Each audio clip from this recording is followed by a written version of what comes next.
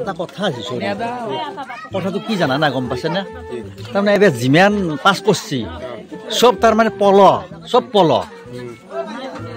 মানে কি চাহ নাই কতো যেনে তোমাৰ গোল্লা বিস্কুট চাহ দিবা লাগে এগলা আৰু সবুতে খাই আছো ইচ্ছা নাযায় হয়নে নহয়